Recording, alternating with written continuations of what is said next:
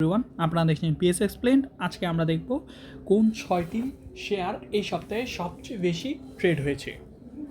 লাস্টে আছে ফু ওয়াং ফুড, এটি খুব পরিচিত শেয়ার। আমরা গত 4 সপ্তাহ ধরেই দেখতেছি টপ ট্রেডেড শেয়ারগুলোর মধ্যে ফু ওয়াং ফুড আছে। এর ট্রেড হয়েছে 10,000-এরও বেশি বার এবং ভলিউম ছিল 19 মিলিয়ন প্লাস।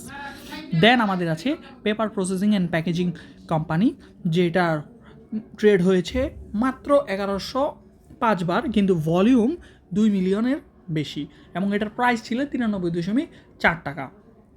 দেন আমরা পাচ্ছি আলিফ ইন্ডাস্ট্রিজ লিমিটেড, যেটা প্রথমবারের মতো উঠে এসেছে টপ 5 ট্রেডেডের মধ্যে, যার ভলিউম ছিল 23 মিলিয়নেরও বেশি এবং ট্রেড হয়েছে 2397 বার। নেক্সট আমরা পাচ্ছি সিনেপুকুর সিরামিক্স লিমিটেড, যার ভলিউম ছিল 23 মিলিয়নেরও বেশি, কিন্তু ট্রেড হয়েছে শুধুমাত্র 1689 বার। এই শেয়ারটি তার মানে খুব বাল্ক পরিমাণের ট্রেড হয়েছে, কিন্তু খুব কম সময়ে। দেন আমাদের শেষ হইল ওরিয়ন ইনফিউশন, যেটা সবচেয়ে বেশি প্রাইজে আছে 386.90 এবং ট্রেড হয়েছে 3000-এরও বেশি বার। এটাই আমাদের সবচেয়ে বেশি ট্রেড হওয়া শেয়ার, যার ভলিউম ছিল মাত্র 6 লাখ টাকা।